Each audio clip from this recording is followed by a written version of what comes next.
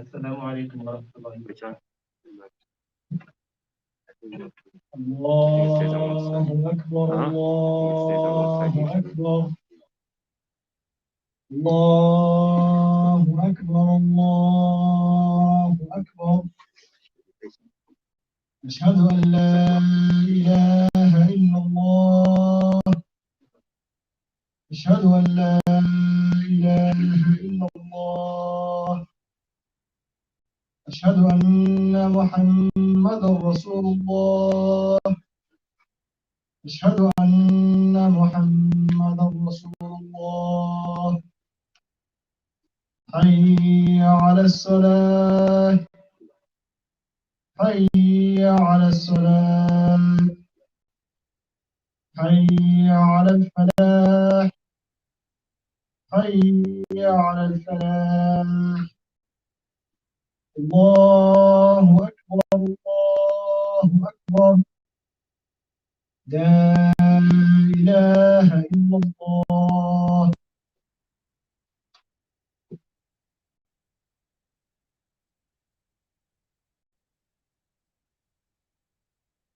إن الحمد لله نحمده ونستعينه ونستغفره ونستهديه ونتوب إليه ونعوذ بالله من شرور أنفسنا ومن سيئات أعمالنا.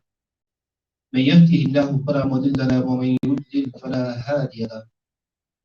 وأشهد أن لا إله إلا الله وحده لا شريك له وأشهد أن محمدا عبده ورسوله. يا أيها الناس اتقوا ربكم الذي خلقكم من نفس واحدة وخلق منها زوجها وبث منهما رجالا كثيرا ونساء. اتقوا الله الذي تساءلون به والأرحام إن الله كان عليكم رقيبا.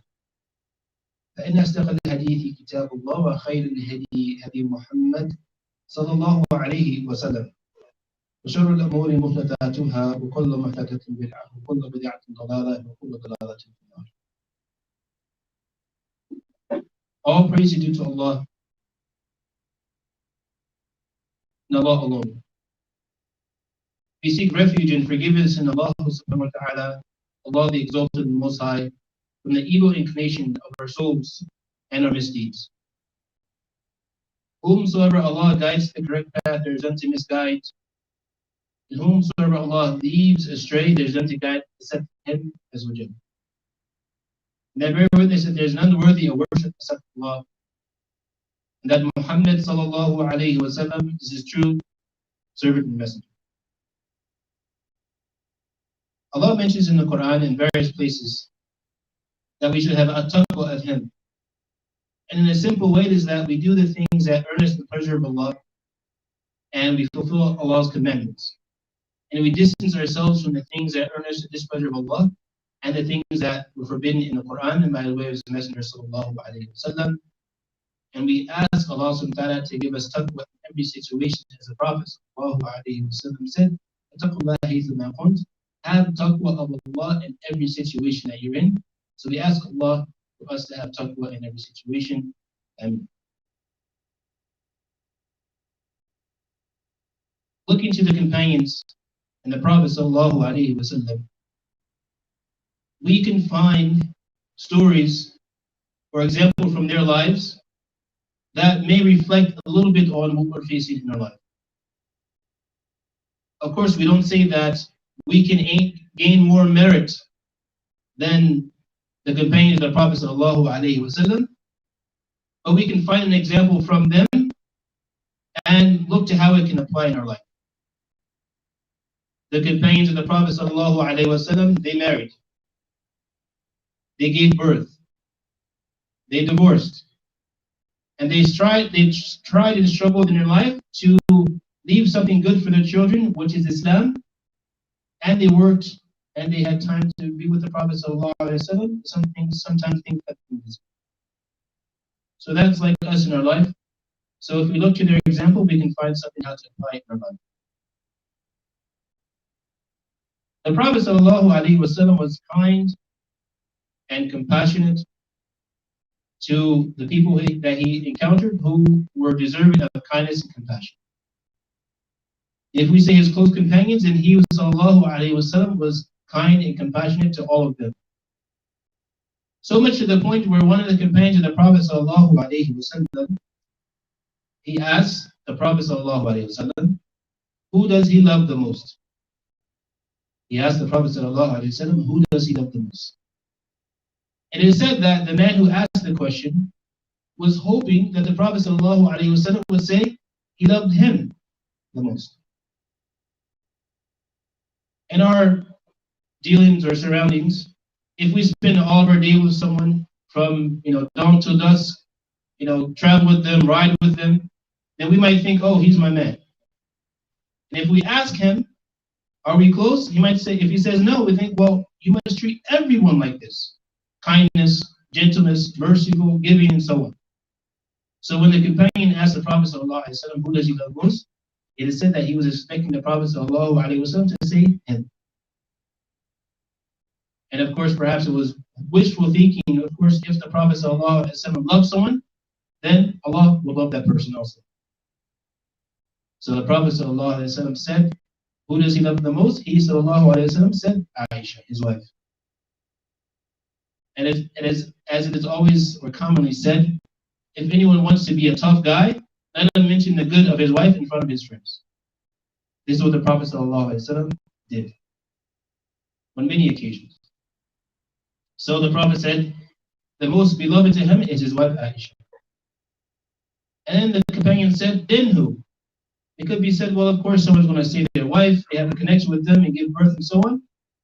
So then who? If perhaps the Prophet ﷺ would then say the name of the man. And then he said, still connected to Aisha, the father of Aisha. Aisha's father, that is who he loved the most, second of all the people around the Prophet ﷺ.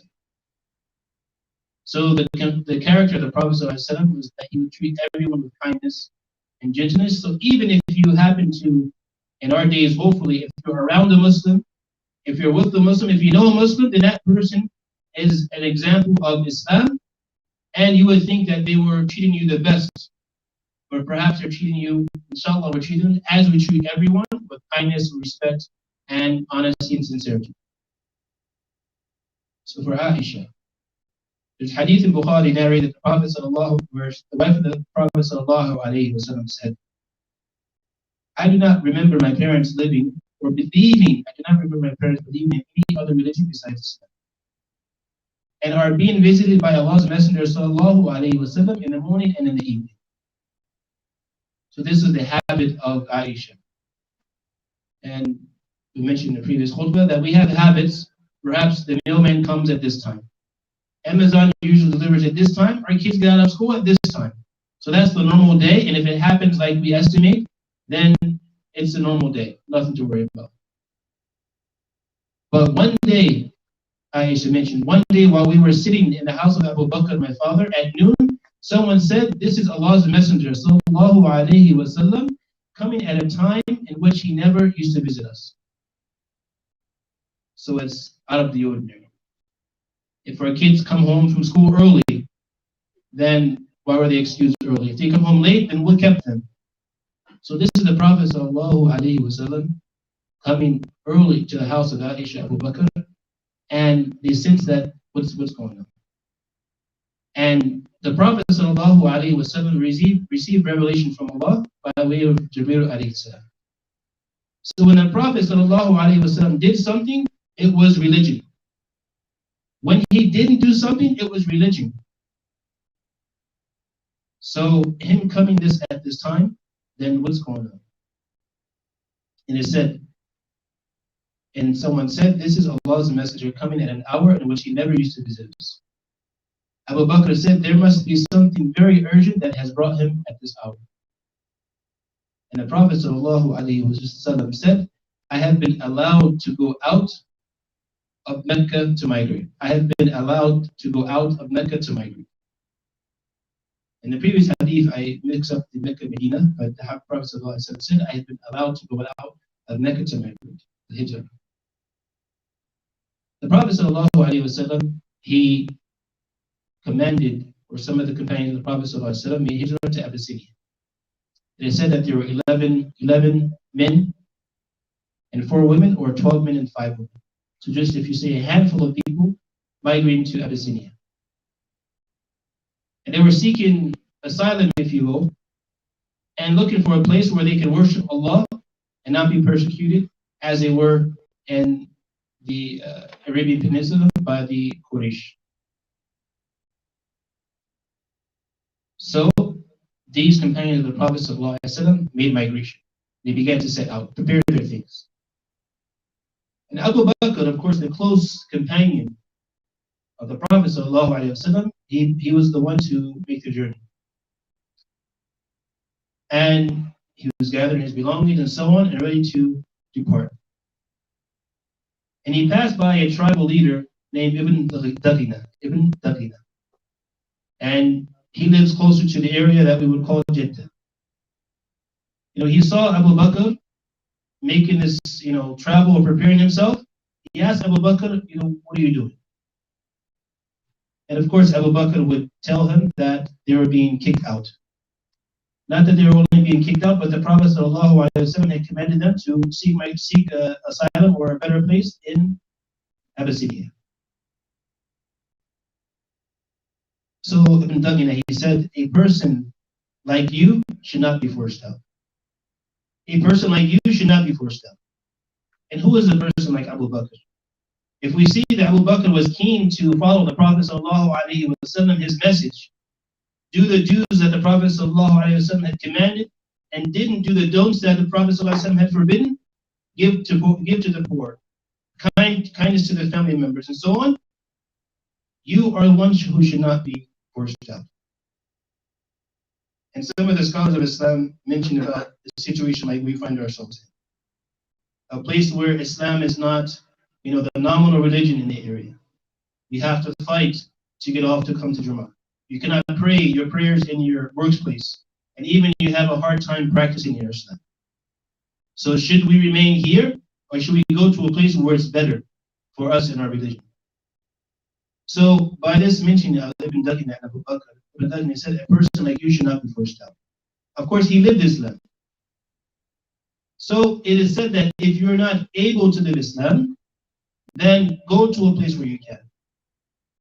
It is also said that if you're the opposite of Abu Bakr, that you steal, you lie, you give dishonest testimony, and you are, as they say, you're doing time, you're in and out of the jail, and you're doing things which are illegal by Islam and illegal by the society, then perhaps a person like you should go back, as they say, to where you came from, not from a nationalistic point of view, but from a point of view that you can protect your Islam, your deen, and the future of your children by being in a place that Islam is a nominal religion. And being close with your family would protect you from doing the sins that you may find to be easy in a place like we live. So if you're here, then find the good. Do the good. And if you're having a hard time to do that, then there's hijrah. And it might not be to another country, but it can even be to another town, another block, another state, and so on. So Ibn Daghina saw Abu Bakr as he was preparing to make hijrah to Abyssinia. And Ibn Daghina, he's a tribal leader. He said he would adopt, if you will, Abu Bakr and protect him from the persecution of Quraysh. So it's as if Abu Bakr was given, if you will, a visa or a passport from Ibn Daghina to live amongst the Quraysh in Mecca. But there was one condition that the Quraysh had given. Yes, they will accept the protection of Ibn Daghina for Abu Bakr, for him to live his Islam and not be persecuted if he only prayed in his home. He could only pray in his home, he couldn't pray out. Because he didn't want the idea of monotheism, Islam, Quran, the Prophet ﷺ. They didn't want that to be a fitna or something that the people would become attracted to once they heard the message of the Prophet ﷺ. So Abu Bakr agreed. He would live as he was in Mecca and pray in his home. But if we look to the narration of Aisha, she mentioned that her father, she said, كَانَ رَجُلًا بَكَّاءً, that he was someone who was tender-hearted He would cry in his prayer. So Abu Bakr praying in his home, as he would pray, he would recite Quran, and of course he would cry. Say the Quran in a very passionate, emotional way, and the people would come around the house of Abu Bakr to hear him. And they would be swayed, of course, to believe in the message, to believe in the Quran, and the Quraysh didn't want that. So the person who gave Abu Bakr protection, he came back to him. He said, the Quraysh, they don't like you praying in your home either. They don't want you in Mecca, so I have to remove my protection from you. I can't protect you because Quraysh, they're just upset that you're even Muslim and praying in your home. So Abu Bakr said, I give my protection offer back to you, and I'm under the protection of Allah. I give my protection offer back to you, and I'm under the protection of Allah. So what is the common word that we say as Muslims? Tie your camel, then pray. Or tie your camel, then rely upon Allah. So this is from an instance where the Prophet ﷺ was asked by his companion, one of his companions, should he tie his camel or go pray? And of the best things you can do is go to the best place in the land, which is the masjid, go and pray. So you have your, we say car, so you leave your car unlocked and come pray. You're doing of the best thing, you're worshiping Allah, but something outside might happen. Just because you're going in the path of Allah doesn't mean that everything that you have with you will be pristine and protected. So lock your car, tie your camel, and then come worship Allah. So Abu Bakr said, I give my protection. Abu Bakr said, I give my protection offer back to you, and I am under the protection of Allah. So the one who believes in Allah is firm or reinforced or reminded that Allah is the only protector. After we do all the precautions that we have around us, put on your seatbelt, drive the speed limit, check your tires, check the inflation, everything we do in our ability, after that it is what Allah decrees. During the time of the Prophet ﷺ, the companions were outside of the city area, or the town area. And the Prophet ﷺ was by himself at this time. And there was a disbeliever who came upon the Prophet ﷺ, and he himself had a weapon. He had a weapon. And he asked the Prophet ﷺ, who will protect you from me? He came to where the Prophet ﷺ was. The Prophet was unarmed and you could say unexpected. The man said to him, who will protect you from me? And the Prophet ﷺ said, Allah. Allah will protect me from you. And by what Allah had willed from the nature and the person's body, whatever, the man dropped the sword. However, Allah willed it. And this is whatever situation you're in, if you rely upon Allah, Allah will give you a makhraja. Allah will give you a way to escape the situation which He wills for you to be, which He wills for you to be free from. So the Prophet ﷺ said, Allah will protect me from you. And the man dropped his sword. So then the Prophet ﷺ picked it up. And he said, who will protect you from me? And the Prophet ﷺ didn't harm him. But the man who was a disbeliever in Allah, or who assigned partners with Allah and disbelieved in the Messenger ﷺ, he couldn't say the same thing. He couldn't say the same thing that Allah would protect him. So we have to know that Allah is our protector in every situation that we find ourselves in. And this was embodied in the example of the Prophet, of the companions of the Prophet ﷺ, what they learned from him. So as the companions were in Abyssinia, there was word that the Quraysh had entered Islam. There was word that the Quraysh had entered Islam. And if we look to the reading of the Quran by Abu Bakr, then how would it be that if, we say us, or how would it be that if the Quraysh, the disbelievers, heard the recitation of the Prophet ﷺ? They didn't like, the Quraysh didn't like for the people to hear Abu Bakr recite. Of course, they wouldn't like to hear the Prophet ﷺ recite Quran. And even the Quraysh would say, put your fingers in your ear. And when the Prophet ﷺ would call them and tell them he would ask them that, do you believe, am I the one who is trusted? And do you believe me? They would say yes. He would say, if I told you there was an army from behind this mountain ready to attack you, would you believe me? And of course the people would say, yes, we believe you. Then the Prophet ﷺ meant that if you believe that if I tell you there's an army behind the mountain, then believe what I say to you in the Quran, that there's a pending doom for those who do not believe this messenger of Allah subhanahu wa ta'ala. So the Quraysh were affected by the Quran, and those who were inclined to believe that Allah had written the guidance for, they believed in Islam. So the companions were in Abyssinia. They heard that the Quraysh had entered Islam. So that will be a point for them to come back to Mecca. But it was that the Prophet ﷺ was reciting Surah An-Najm, the last ayat. This Muhammad ﷺ is a warner and a messenger of a series of warners and messengers that were sent of old. He's not coming with anything new. The day of resurrection draws near. None besides Allah can avert it, or advance it, or delay it. Do you then wonder at the recitation of the Quran and laugh at it and weep not, wasting your precious lifetime in pastime and amusements? So fall down in prostration to Allah wa'abud, and worship Him. So when the Prophet ﷺ said, as it can be said in translation of the meaning, so fall down in prostration to Allah and worship Him. The Quraysh fell down and worshiped. They made sujood.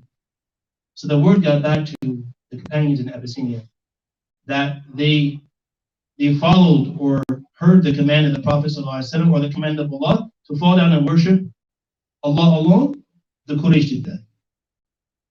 So the narrations mentioned that the companions in Abyssinia, they came back to Mecca because they wanted to find out if the Quraysh had actually entered Islam. And at this time, it wasn't the case. And it is mentioned, if you find the seerah, you can find some interesting points about this. Because most people, and I didn't know this until just a few weeks ago, that this was one hijrah of the companions. To return back to Abyssinia is another hijrah, right? Actually the same. Of course, the migration to Mecca to Medina is the last hijrah, as mentioned in the hadith of the Prophet sallallahu alaihi wasallam. We'll talk about hijrah in the second part of the khutbah. Inshallah, أقول قولي هذا أستغفر الله لي ولكم.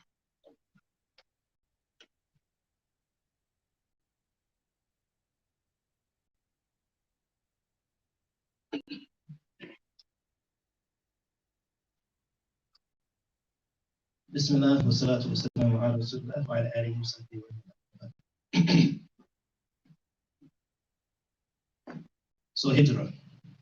The khutbah started with mentioning the merits of Aisha radiallahu anha and mentioning the treatment that the Prophet sallallahu alaihi wasallam had with every single person of kindness and gentleness and respect and sincerity. And even those who were around the Prophet sallallahu alaihi wasallam, they might feel that this treatment was special for them. But this is how the Prophet sallallahu alaihi wasallam treated all the believers. So this is an example for us to be sincere and to be gentle and to be kind to those who believe who are around us. And in that regard, the Prophet ﷺ also mentioned hadith, as it can be said, that the believer is one whom others are free from his hand and his tongue. The believer is someone that we shouldn't talk about, we shouldn't speak bad about them. And as they say here, we should have been hands on them. We have no right to put hands on someone who says, La ilaha illallah Muhammad Rasulullah. No matter what the issue is or the disagreement, it is not greater than their Islam. It is not greater than our Islam. And the Prophet ﷺ said in the same hadith that the one who is a true muhajir, the one who is a true migrant, the one who is making migration for the sake of Allah truly, is the one who leaves that which Allah has forbidden, or that which Allah dislikes. So as we sit, so hijrah, you would say, it requires a distance. Leaving some place and going to another place. And we see in the story of Abu Bakr, Ibn Daghina saw him making migration to Abyssinia. So it's visually, where are you going? And if anyone else wants to move, we have to rent a U-Haul, we have to cancel our lease, we have to get a friend, get a truck, get boxes, so it takes us weeks to prepare to move. But how is the moving or the hijrah in Islam? For all of us. That we leave with Allah, that we distance ourselves or stop or stay away from that which Allah has forbidden or that which displeases Allah subhanahu wa ta'ala. So even as we sit, every moment, there's a hijrah for us to make. Hijrah to Allah and hijrah away from the forbidden and to the prescribed acts of Islam. So in this month of Ramadan is especially a time that we have to make hijrah. While we sit in our seats, there's a hijrah to be made. And in the case of hijrah, moving to a place where you can practice Islam, it doesn't have to be another country. You might not need to get on a boat or an airplane. It can just be across town. The block that you live on, perhaps you grew up there. There's a lot of negativity. Then you just change your zip code. Change your area code and you can find that that place is a place where you can live as a good citizen in this country, be a good father, mother, husband, daughter, son, and be a better Muslim than in the place where you were. We have the story of the Prophet ﷺ, we have the mentioned hadith of the Prophet ﷺ, where the angels, the basic idea, where the angels will be merciful upon the person who strives and tries to make hijrah, leaving a place which is hard for them to follow their faith, and to go to a place where it's easier for them to follow their faith. So hijrah does have some movement sometimes. The movement of your feet, and other times it has a movement of your heart. And Allah mentions in the Quran, and just to mention the idea without the Arabic time is going, that a person who repents to Allah, and so to Najm, a person who repents to Allah, Allah would change their good deeds, their bad deeds into good deeds. Allah would change their bad deeds into good deeds. So why not we make tawbah and make all of our bad deeds into good deeds by Allah subhanahu wa ta'ala's mercy. So scholars of Islam mention, how is that? The Mufassirin say that perhaps it is that your bad deeds will simply be turned to good deeds and skills. Or it is that in the place where you used to do bad, now you do good. You used to spend your time on Friday nights, Saturday nights, in the place doing things that even you wouldn't want your mother to see. But now you spend your nights, inshallah, worshiping at home or worshiping in the masjid. You used to go to the supermarket to buy things which are forbidden in Islam, or spend your money on things that are forbidden even in this society. And now you use your money for the sake of Allah. For the sake of Allah. One of the brothers, he donated some small Ziploc bags. And many people know what those are used for. But what can you do with them? You can put dates in them and pass them out. So instead of dealing with this thing that is forbidden in Islam, then why not do the thing which Islam encourages? So just simply twist the action. But it takes a movement of the heart. And the Prophet ﷺ would say, Ya muqallib al-qulub, oh, the one who is the controller of the hearts, do not turn my heart away from Islam, or keep my heart upon your religion.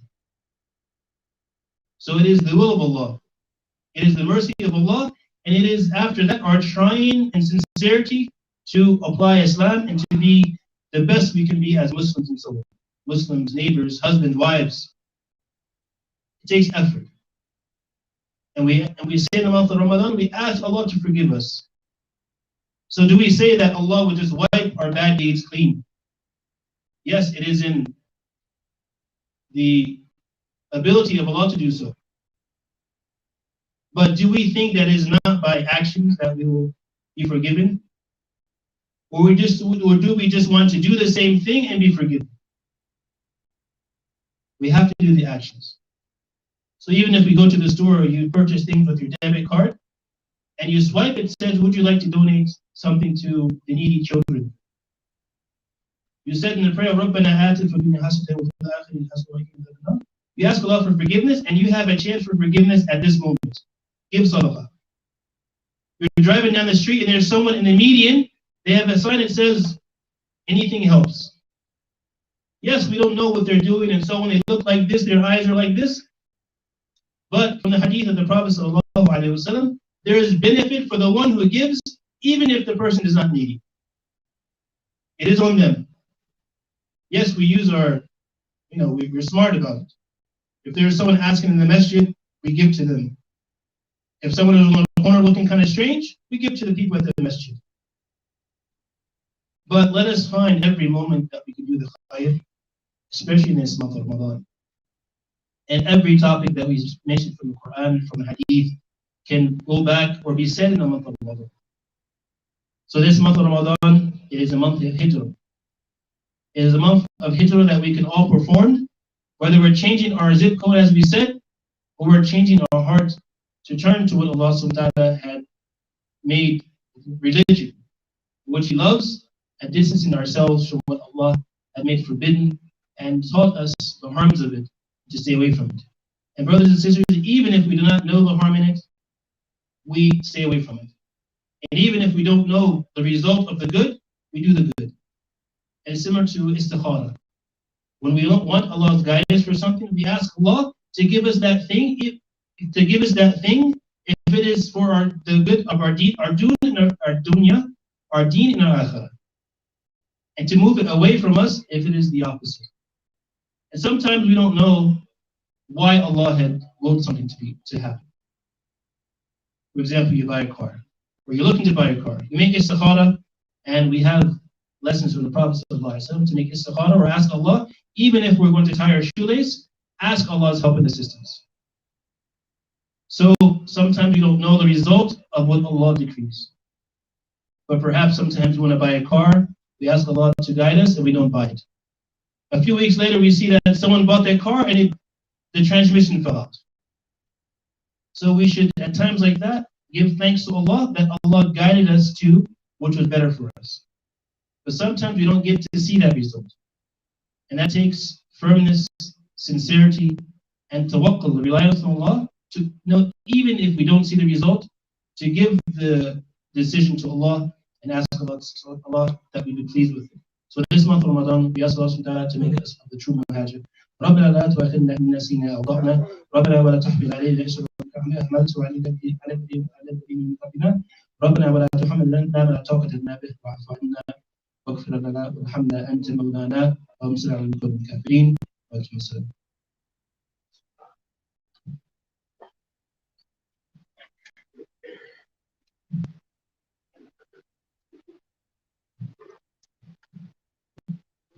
الله أكبر الله أكبر أشهد أن لا إله إلا الله أشهد أن محمدا رسول الله حي على الصلاة حي على الفلاح قد قامت الصلاة قد قامت الصلاة الله أكبر الله أكبر لا إله إلا الله.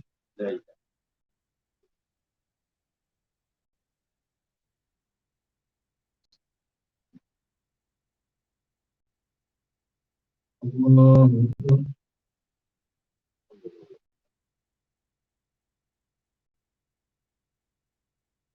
الحمد لله رب العالمين الرحمن الرحيم مالك يوم الدين إياك نعبد وإياك نستعين اهدنا الصراط المستقيم صراط الذين أنعمت عليهم غير المغضوب عليهم ولا الضالين.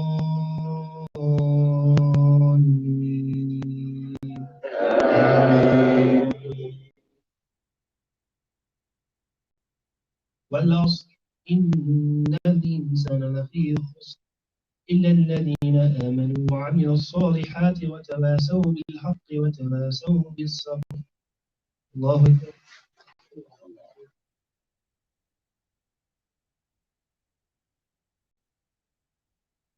سمع الله لمن حمده. الله أكبر.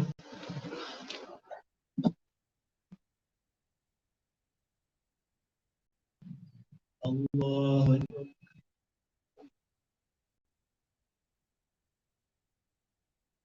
الله أكبر.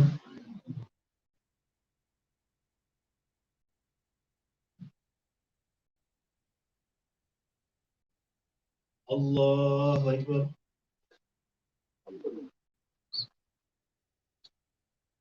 الحمد لله رب العالمين الرحمن الرحيم مالك يوم الدين إياك نعبد وإياك نستعين اهدنا الصراط المستقيم صراط الذين أنعمت عليهم غير المغضوب عليهم ولا الضالين.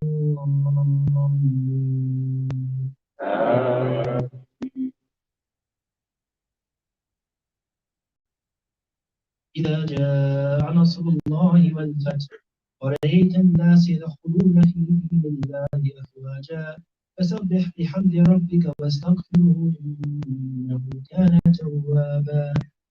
الله أكبر.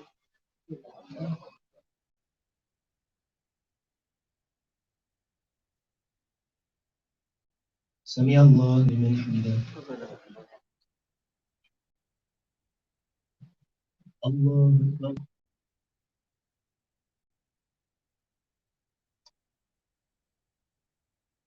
الله أكبر.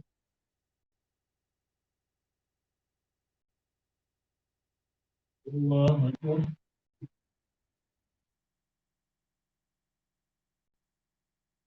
الله أكبر.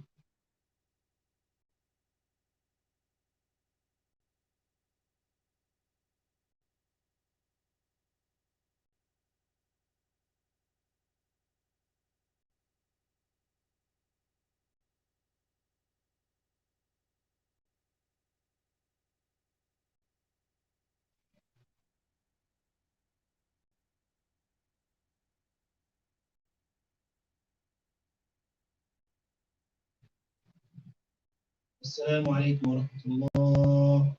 السلام عليكم ورحمة الله.